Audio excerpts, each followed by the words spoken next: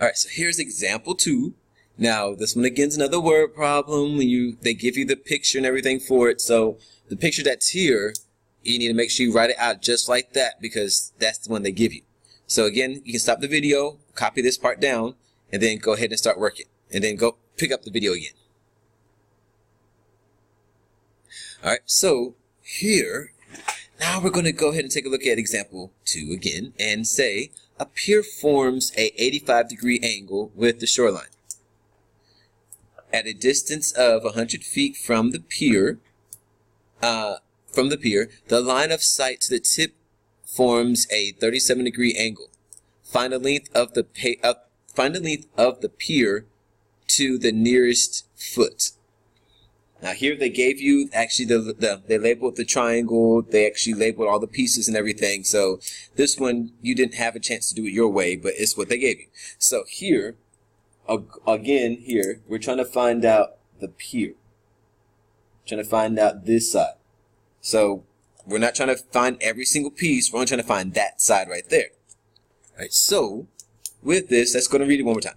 So it's a pier forms an 85-degree angle with the shoreline. Now, if you look at it, this is our pier. This is the shore right here. But they have 95 degrees there. So if that's 95 degrees, that means the 85 had to be 85 had to be over here on this side. Now, if you look at that, just taking a look at what's there, you can see that this part right here, this angle, that's not 90 degrees. That's less than 90 degrees. So here, if this is 85 here on this side, if this is less than 90 degrees, it can't be like 95 or anything of that sort. So that's why 85 is on this side. And it might be confusing why that is. And if it doesn't make sense, it's okay. Don't worry about it. Because I gave you the picture for it. As long as the picture's here, then you don't have to worry about anything. So here, 85 degrees is on this side. 95 is on this side here. And here they gave you 37 degrees for angle C. And here they say also with that, a distance of 100 feet from the pier. So again, this is our pier, and the distance from 100 feet will be from here to here. Because it says at a distance of 100 feet from the pier, the line of sight, which is this dotted line right here, because that says line of sight right there. So 100 feet from the pier, it's a line of sight there, and it forms an angle of 37 degrees. We're going to find the length of the pier to the nearest foot. And again here, you don't have to worry about trying to figure out why things are. When it comes to this part, they gave you the picture. So just follow what the picture says and then just find the answer. Don't worry about why things are the way they are all the time. Sometimes it doesn't make sense, and sometimes it would never make sense. All right, so the first thing here is, and also just I'm gonna throw this in here just to do it. 95. That angle, that part came from just doing 180 minus 85 degrees. So this is 85, and we know this whole angle right here gives you 180. Since it's 180 for the whole thing, they gave you 85 part already, so 95 is what's left over. So that's that part. But again, that's not important. You don't need to know that. But you need to figure out this side right here. So they gave you this side, they gave you this angle, and this side. You need to figure out that one. So here we know this is side B down here. So angle B and B, C and C, and then A and A. So first off, before we do anything else, we should be able to figure out what that third angle is, and then we should be able to do something with maybe the law of sines or something of that sort. So let's go ahead and take a look at this part, and let's do A, B, and C and try to find out what angle B is. So we're going to find angle B here. All right, so we know that angle A is 95 degrees. That's what they gave us. Angle C is 37, and we don't know what B is, so we leave B there. All right, we add those two together. Let's see, 7 and that's 12, and that's 9. That's 12 plus 1 is 13, so 132. And so if we solve for B, should get that B is equal to, so in other words, we do 180 minus 132, we should get 48 degrees. So that's our angle B here. That's 48 degrees. All right, so now we have angle B and side B. We have angle C and side C.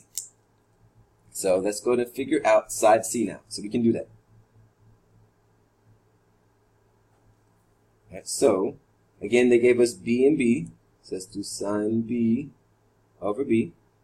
And we're trying to find angles, side C, sorry. Ooh, sine, sorry, my bad. C over C.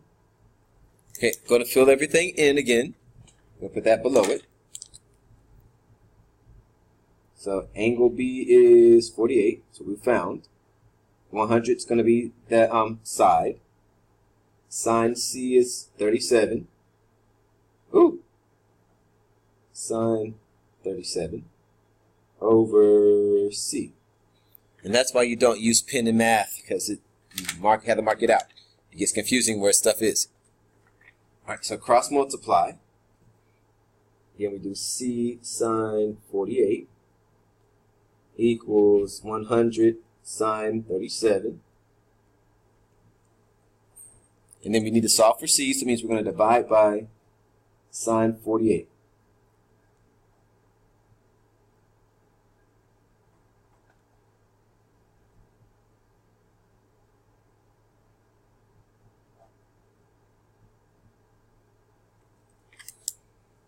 Alright, so again, we're solving for C, so we filled everything in. So our first step here was to fill in. Then we cross multiplied.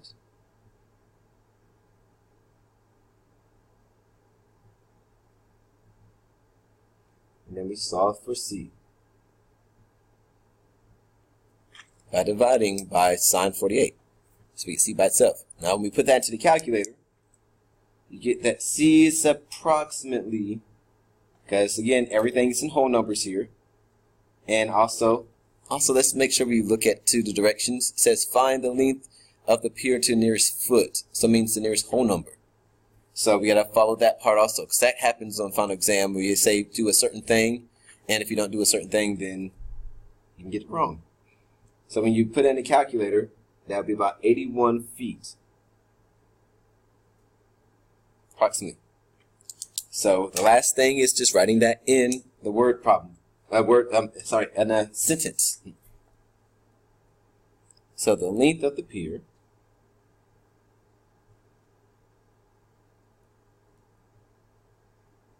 is 81 feet.